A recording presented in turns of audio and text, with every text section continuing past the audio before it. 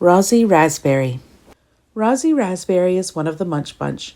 She lives in an old punnet next door to Chunky Pineapple. Rozzy looks such a sweet little berry, but her appearance can be very deceptive.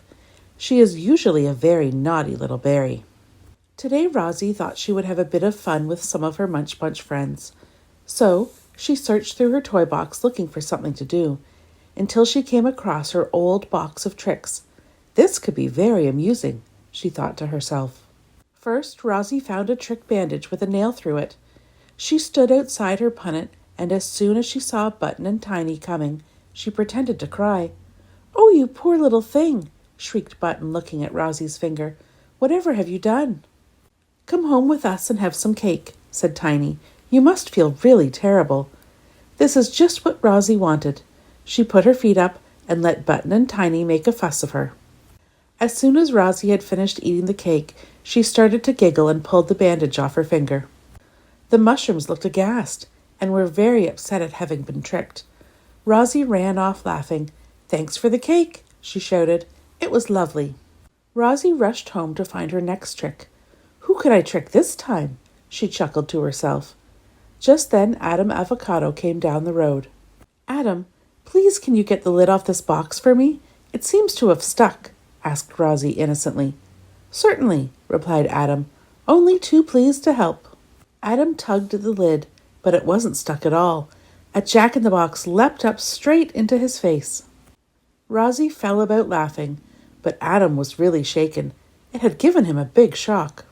The day was turning out to be even more amusing than Rozzy had hoped for. Next, she put on a hat with an arrow through it and staggered up to Nurse Plum's home. "Help!" cried Rozzy. "I've been shot by an arrow." Nurse Plum was horrified and quickly took Rozzy into the hospital. "Don't worry, Rozzy. I will tuck you in bed and bring you a drink of milk and some sweets.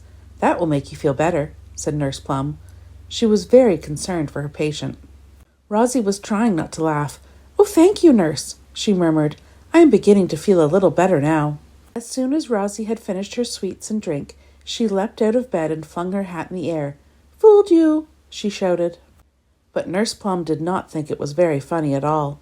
"Rozzy Raspberry, you are very naughty. You have wasted my valuable time when I have other patients who are really ill to look after." But Rozzy wasn't at all bothered.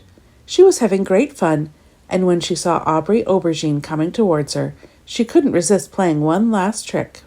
"Would you like to smell this pretty flower that I picked today, Aubrey?" she asked. Aubrey bent over to have a good sniff, but just as he was looking straight into the flower, Rozzy squirted ink into his face.